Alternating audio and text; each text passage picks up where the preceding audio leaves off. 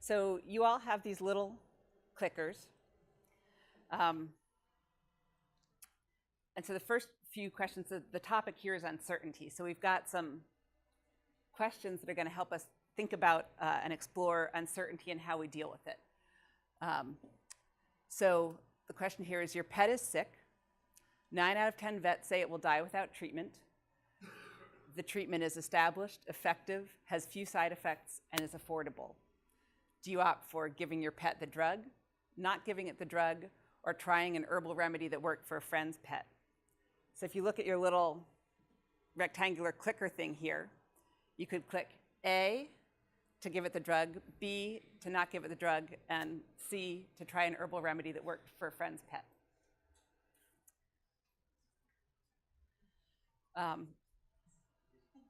And while you're all clicking, I'll comment,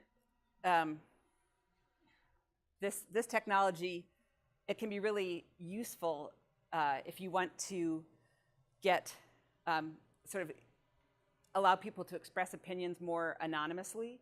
So instead of saying, how many people think this? And everyone then has to, like, they're either holding their hand up or not. This allows people to respond anonymously, and then you can say, wow, look at that. Someone had this completely different opinion than other people. You don't have to ask them to identify themselves. All right, let's see what we got here. So almost everyone said they'd give it the drug. Few people would not give it the drug. No one wanted to try an herbal remedy. So why do you think no one opted for the herbal remedy? Because it's affordable. What was that? Because it's affordable. Because the drug is affordable. So if you have this drug that it's established effective, has few side effects and affordable, why wouldn't you use it? Any thoughts on why you might not use it? Yeah. Changes the makeup of the dog, so like it won't affect. It might help your dog, but dogs down the line that its offspring, it'll make it weaker, more susceptible. Right, so that's an interesting thing, right? I didn't give you very much information at all here, right? Like, for instance, you were saying dog. This just says pet. So you have to sort of fill in the blanks, what kind of pet. In terms of future generations, haven't said anything about here is the pet fixed or not. Is if you're a breeder, you care about more than your individual pet. You care about the whole lineage that comes from that. So thinking more broadly about the context. All right, so next question. Your pet is sick. 4 out of 10 vets say it will die without treatment. So last time it was 9 out of 10 vets say it will die without treatment. This time, 4 out of 10 vets say it will die without treatment. The treatment is established. Effective, has few side effects, and is affordable. Do you A, give your pet the drug? B, not give it the drug? C, try an herbal remedy? Okay, so now things have changed a little from last time. You've got still the majority giving it the drug, but you've got a significant chunk of people not giving your pet the drug, and now you've got some people trying an herbal remedy. Someone who changed their answer. Do you want to talk about why you changed your answer? I mean, only 4 out of 10 people said that it could work. We're taking a chance. It doesn't seem as trustworthy now that only 4 out of 10 vets say it's going to work, or say that the animal might die. It may be fine without treatment at all.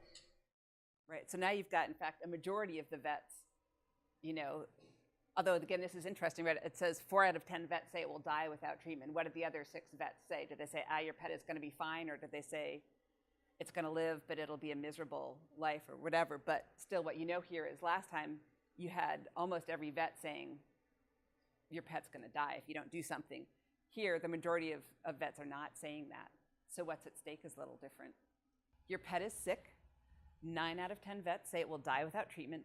There is no proven treatment, but there's an expensive experimental drug with uncertain risks and effectiveness. Do you give your pet the drug? Not give it the drug?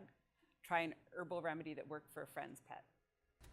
The other interesting thing with this sort of response is you can watch how quickly people respond. That gives you a sense for how difficult the question is for them, how much they're thinking about it. All right, wow, okay. So, big shift. Half of you say, not going to give it the drug. And then the rest are evenly split between giving it the drug or trying an herbal remedy. Anyone who changed their mind want to talk about why? I changed mine to the herbal instead of giving my dog I'm going for a dog too. Yeah. My dog the drug. Um, and it wasn't the expense, it was the uncertainty of the effects for the dog. And I thought it would be better to give it something that could possibly work, that worked on somebody else, or be humane and put it down. Right, so you're saying, it sounds like you actually were consciously balancing different factors. You're like, expensive, okay, there's the cost issue. And that probably mattered to you, but what mattered to you more was, I don't know what the risks would be for my dog. What if I give my dog this treatment and it doesn't work and it's really painful? You know, that's me making decisions for my dog that, you know, my dog might not want. You know, it might be better to put it down or try something that seems less risky. Would it be different if it were a cat? No, a parakeet? Right. So those are sort of, right. Again, what's at stake? So those of you who didn't want to go for an herbal remedy, why wouldn't you give this an herbal remedy? I mean, it seemed like a good thing. You know, it might work, so try it. Why would you deny your pet that chance? Because every time I've tried an herbal remedy with a pet getting sick or something, it usually does not work, and it's much more simpler to just put the pet down.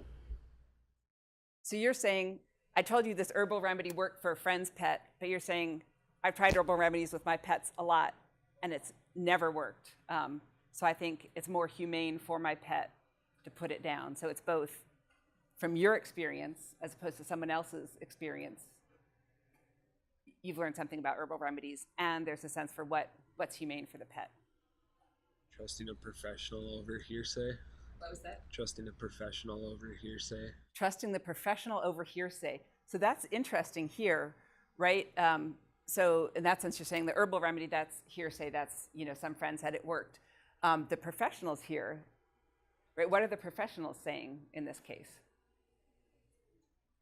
Yeah, it's gonna die. Well, it's just going to die, and we have no idea here, right? We have no idea. They're not saying this isn't going to work. They're not saying it's going to be awful for your dog. They're saying we don't know. We have no idea if it's going to work. We have no idea what the risks are for your dog, right? So why would you still give your pet the drug? Well, I've been in that situation where it was either give the dog or put the animal down. The animal was very healthy, running around, was still exhibiting. So it's like, okay, we're going to do it. So we gave him the medication, and it worked. But we gave ourselves a time frame. If it did work within 24 hours, the dog was having effects, then we put the animal down. It worked. Right. So you're saying it's hard. You know, if your pet was really miserable, that might be different. But you've had situations where your pet was running around, having a fine quality of life.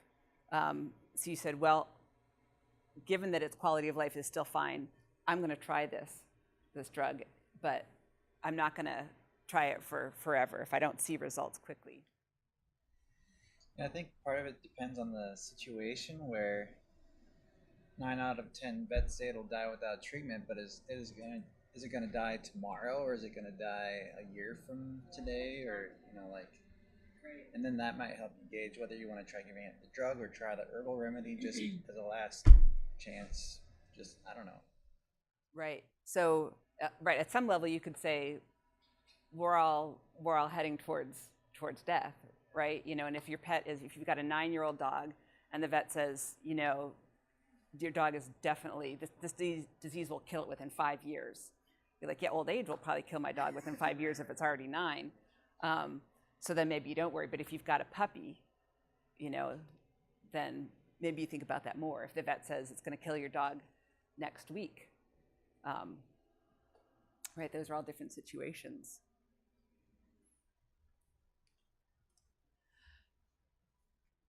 Okay.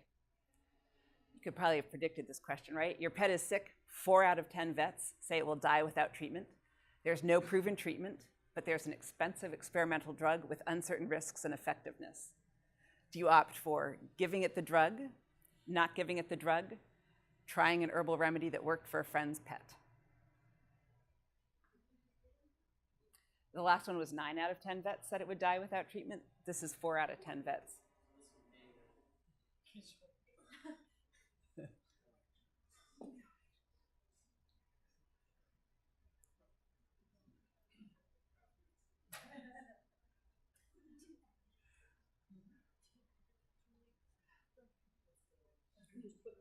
So I'm seeing a little slower response on this one. Is the slower response on this one, like, are you finding this to be a harder question? Are you like, I'm so bored with these questions? Hey, it's just not a question that you can answer without more information, without knowing the other variables, and that might include, you know, as we talked about, the age of the dog, the general dog, whatever the pet is.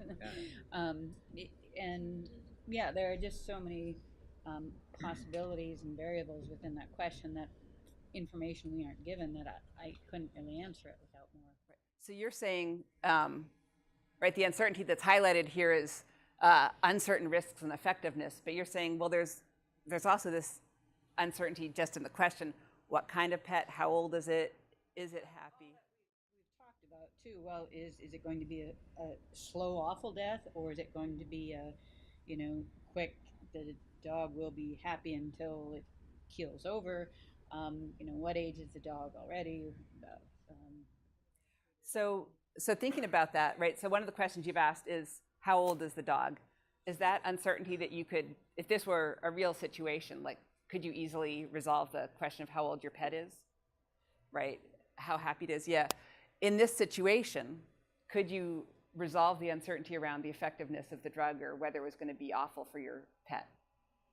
Right? This says that experts don't know.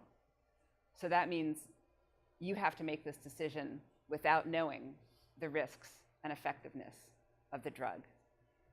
For this decision, you're either going to give it the drug or not give it the drug before you know about risks and effectiveness, because that information doesn't exist. So, I mean, that's a great observation about uncertainty overall, right? It's like, okay, there's a bunch of uncertainty. There are a bunch of things you would want to know to make a decision. Some of those things. Is this a drug test? Like at the hospital and whoever's Right, going? like an experimental trial kind of thing? Yeah, because they don't know anything about it. Yeah, so you'd say it's an experimental drug, so that might be, they're saying, oh, this is this disease that kills a lot of dogs every year. We want to develop a treatment for it, so we're doing this clinical trial now. And your dog's got that? Right. Would knowing that it's an experiment, would that affect your decision? Depends on how much I love my dog. So say more about that.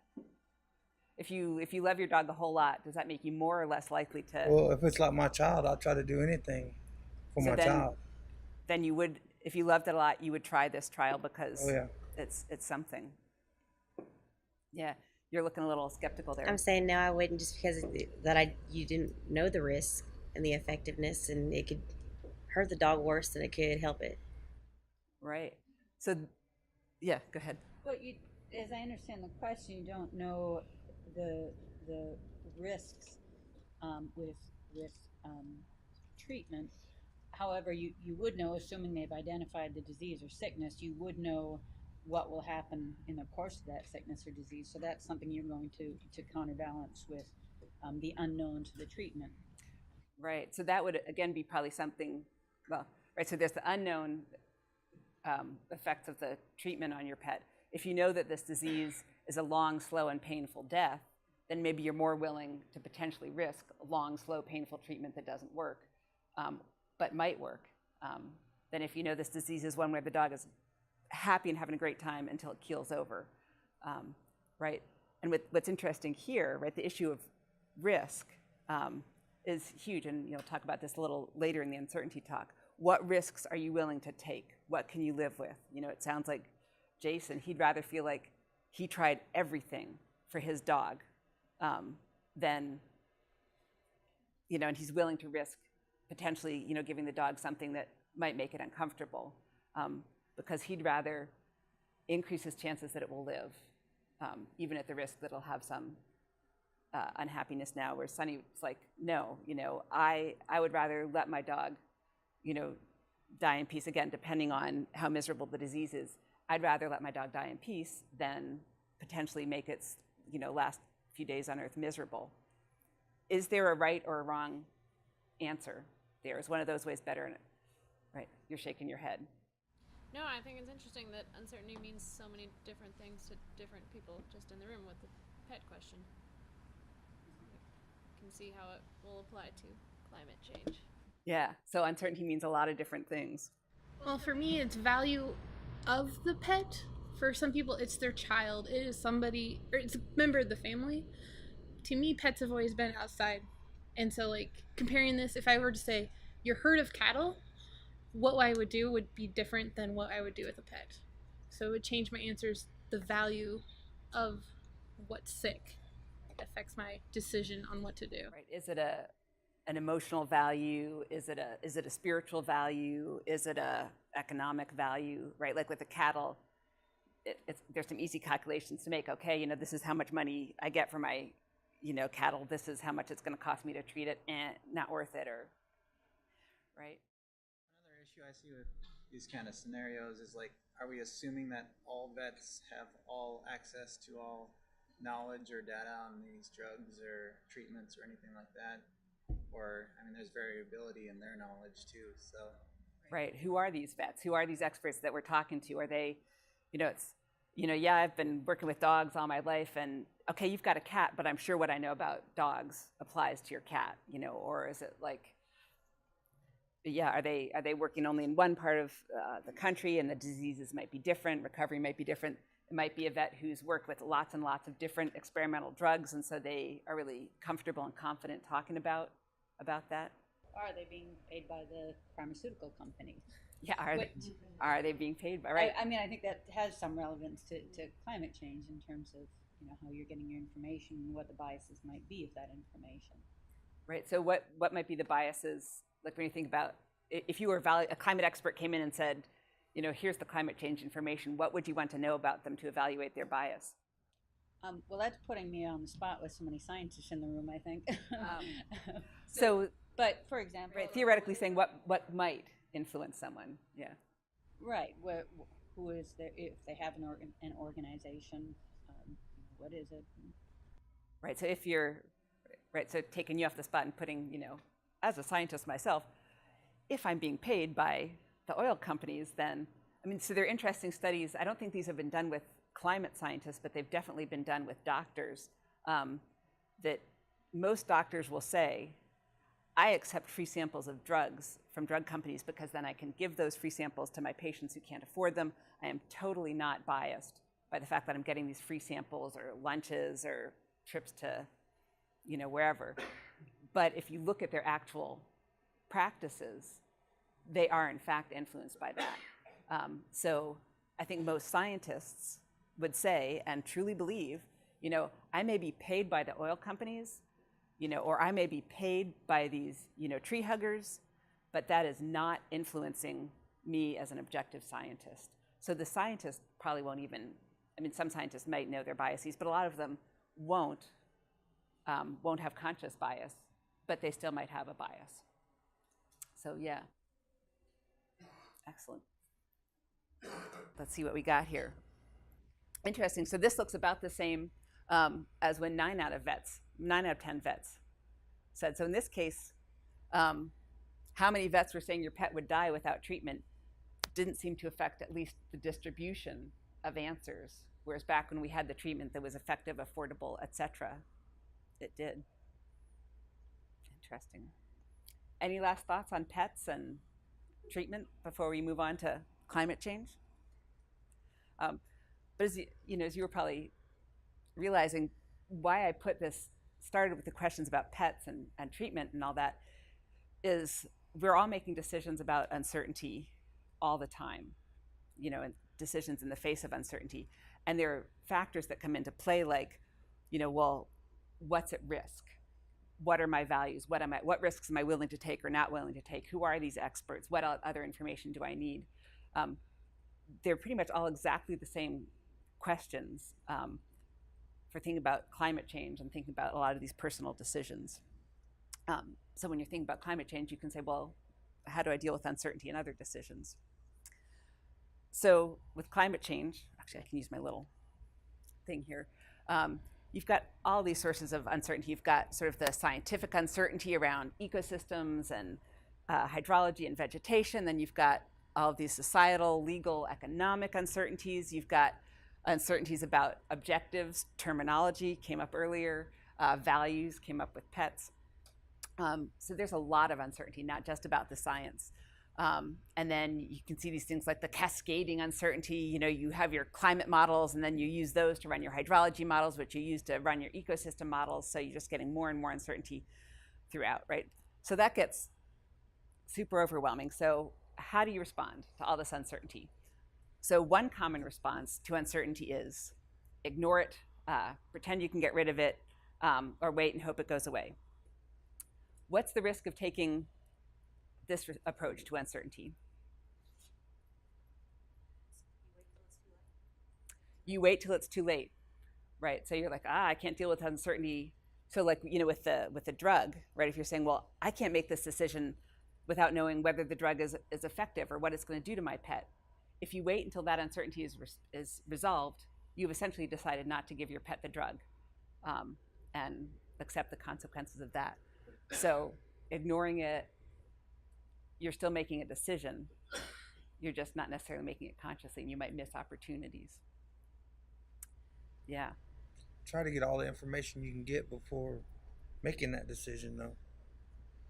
All the information that you can get a hold of. Right. Like find out what's actually wrong with the dog. What kind of medicine, or the doctor, or maybe 4 towns down, you know, four states over, there might be another doctor over there. I don't know, just find information before you ignore it or pretend it's gone or whatever. Right. You're actually jumping ahead in terms of, you know, so some people ignore this, other people want to get a lot of information. So you're jumping ahead even of this slide. So some people just want to ignore the uncertainty. They're like, too overwhelming, can't think about it. Either I'm not going to make any decisions at all, or I'm just going to keep making decisions the way I always have. A lot of people, particularly scientists, I see frame the problem as one of uncertainty. So instead of saying, the uncertainty doesn't exist, I can't deal with it, they're like, there's a lot of uncertainty about climate change and we need better models and all of that. What's the risk of taking this approach?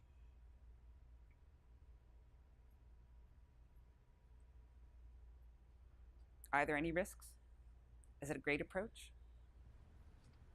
It might prevent any action. It might prevent any action because things are too uncertain.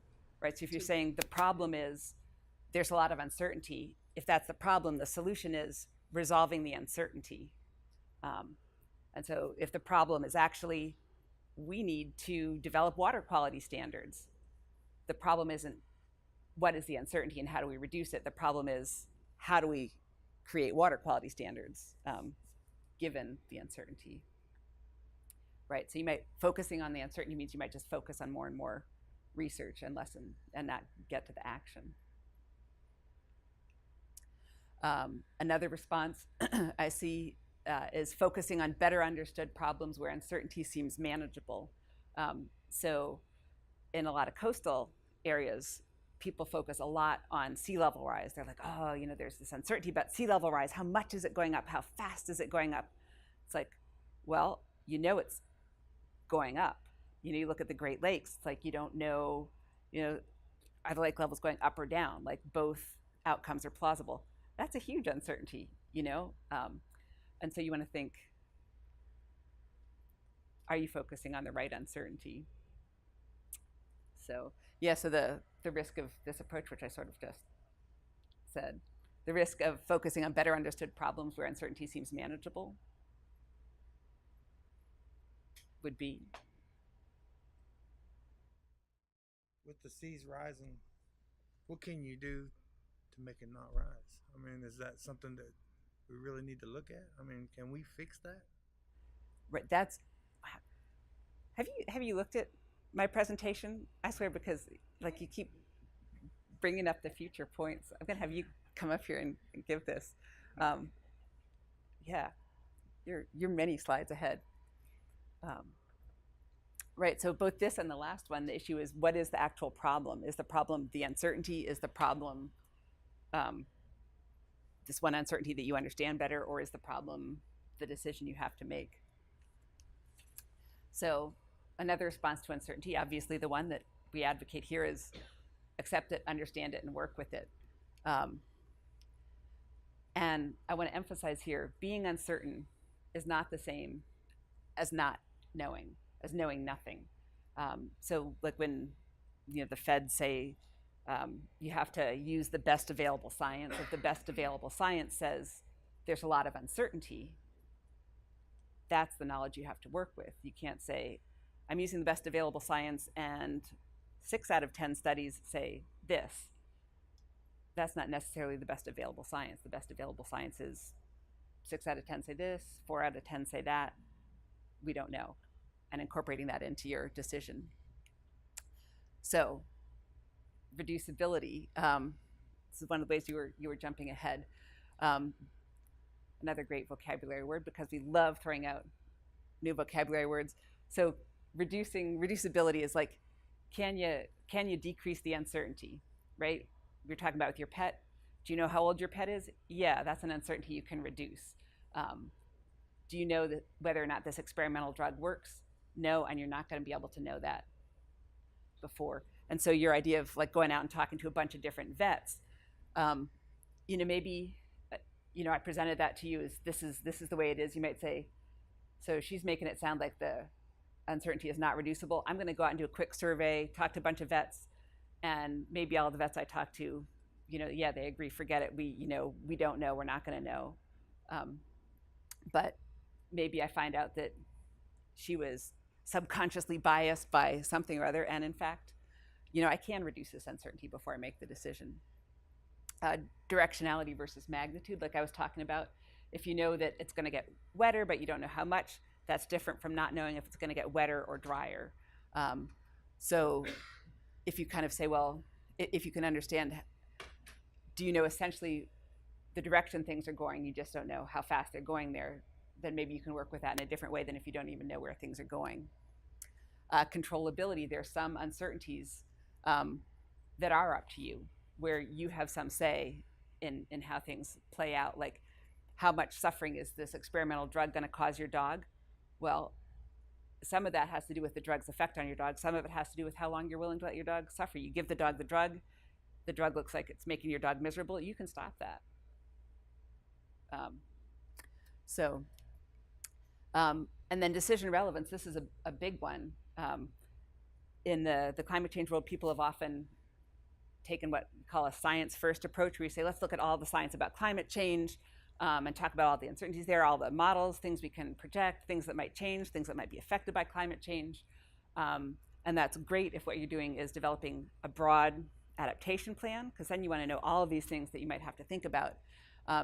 If, however, you're not developing an adaptation plan, you're making a decision about water quality standards or what crops to plant, then you can say, well, here's my decision, here's how I make my decision, here's the information that I need or don't need. And so instead of saying, how much are things going to change, you say, how much would things have to change for me to change my decision? And that's a different question, and it's a lot easier to get an answer to that, and the answer is generally more certain to that question. So I thought this was an interesting approach in our grasslands group, talking about what level of precision do we need for the climate data when we were talking about the exposure. And so then we started talking about, well, what level of precision, spatial scale do people use now? So instead of saying, well, it's always great to get the finest scale resolution you can, we said, well, right now people use county level maps. That's as fine as it goes. So we don't need to worry about going any finer than that. So focusing on decision relevance, starting with your decision, can make it easier for you sometimes. risk attitude, right? This is what we were getting at earlier, thinking about your pet. So at a basic level, they talk about people who are risk averse versus risk seeking. So risk averse, you will pay money to reduce your risk of loss. So if you buy insurance, you're almost certainly going to lose money, because otherwise there wouldn't be insurance companies. But you're okay losing money to have that sense of security that you get from having insurance. If your house burns down, you will be able to afford another house. Other people, and actually most of us are risk averse in some cases and risk seeking in other cases. So other people will pay money. Like what an interesting thing to talk about here at the Choctaw Casino Resort. If you gamble, right, you are almost certain to lose money on average, right? Otherwise there wouldn't be casinos. But some people are willing to pay money for the chance that they might get a big win, or maybe so people always put it that way, but I also say, well, you could also view it as like a movie, right? Like if you enjoy gambling and, it's like, yeah, I'm going to spend $10 to go watch a movie, or I'm going to spend $10 to, go play the slots. But so understanding, sometimes it's not about even the uncertainty, it's about, are you talking to someone who will take risks or not take risks? And then you get into some of this other stuff you were talking about. What would you regret more or less? Would you regret that you didn't try everything, or would you regret that you caused your dog more pain than necessary? What losses or gains are you willing to go with? There's a great story from there's a consulting company in British Columbia actually that does a lot of decision work with, they do really cool decision work with First Nations and federal governments and all of that. But they were part of a process looking at dam management, and they had the hydropower people there and the fish people there and the rafters there.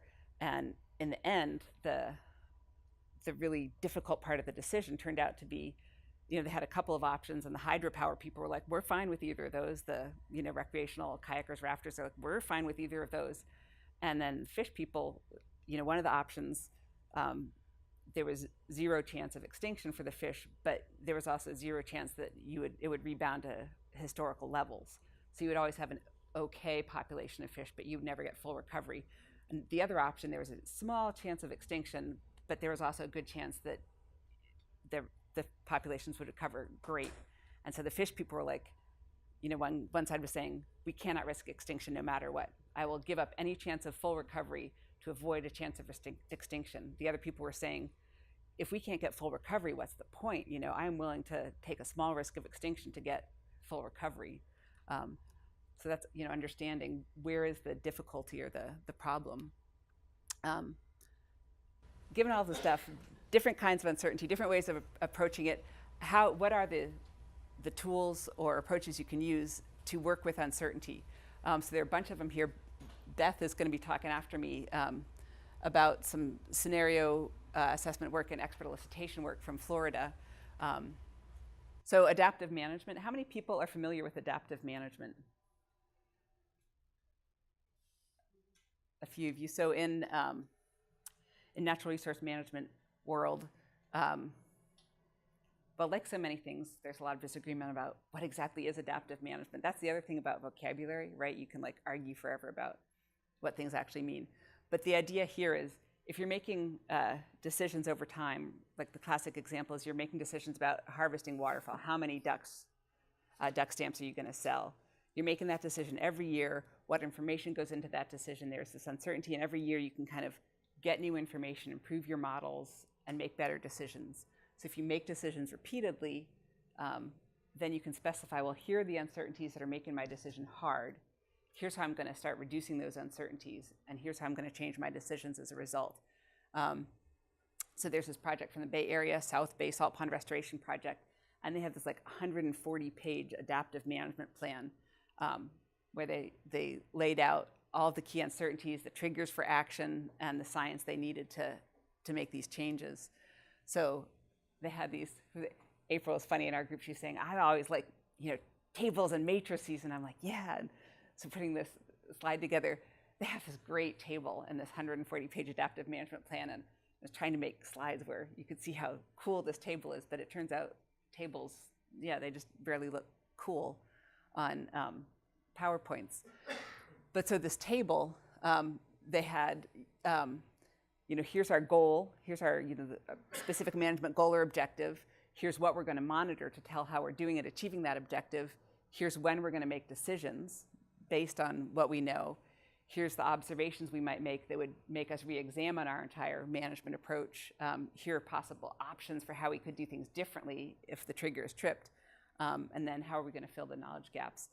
So for those of you who are interested in adaptive management, I thoroughly recommend this 140-page document as reading. But the basic ideas are good. It's like if you don't know, but you have to make a decision anyway, and you know it's a decision you're going to make, every year or every month, you can kind of specify, here's what I don't know, here's how it would change my decision if I did know it. And then you know what to keep an eye on. Scenario planning versus forecasting.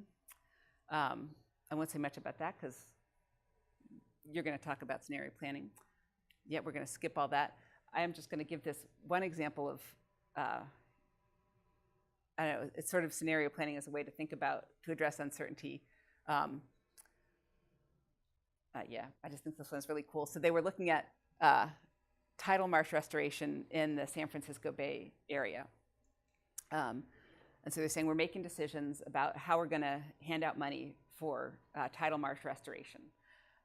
And our goal for restoration has to do with bird populations. So we want to restore things in a way that gives us the most marsh birds. And so they said, so we're giving out millions of dollars. Are we giving it out in the best way possible? Well, one of the issues is, so this is right, they care about the number of bird species that make it. This is decision analysis speak. So they said, we know there's all this uncertainty, right? There's sea level rise, there's changes in runoff, and if you get more sediment coming into the marshes build up, sea level rise, marshes disappear. So they said, well, let's look at a bunch of different action alternatives and see how well they do under different future scenarios, right? So that's where you got, there are a bunch of uncertainties, but they were focusing on sea level rise and sediment accumulation. And so they said, here are 4 possible combinations of those 2 kinds of uncertainties. So they made 4 different future scenarios and said, what's going to happen to marshes with those? And so then they said, okay, here are the 4 possible futures. What if we planned for this particular future, what would we do? If we knew this was the future that was going to happen, what decisions would we make using our current approach to decisions? If we knew this was the future that was going to happen, what decisions would we make in terms of distributing funding? So essentially they start out saying, what would we do if we knew exactly what the future was going to be and we continued to make decisions using our current approach? What they discovered was, so these are the 4 possible futures. Under different futures, different decision approaches were better or worse, right? So this one isn't always the best, that one's not always the best. But the one approach that gave the worst outcome by far in every single future scenario was the way they were giving away funding now. So what I like about this is it doesn't tell you what to do, but it does tell you, well, you know what, if you keep doing what you're doing, you're going to be, that's a worse plan than than planning for the wrong future. Planning for, if you assume that there's not going to be a change, you're doing better, or B, you're doing worse than if you're planning for a changed but wrong future. So, right, take home message, dealing with uncertainty in management can be hard, but not dealing with it can be harder. So I would say if you've got to make a decision, you're going to make a decision. So you want to make it as well as you can.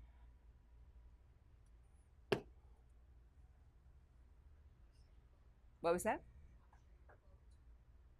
Oh, share my quote. Yeah, let's share a quote. May I have the ability to reduce the uncertainties I can, the willingness to work with the uncertainties I cannot, and the scientific knowledge to know the difference.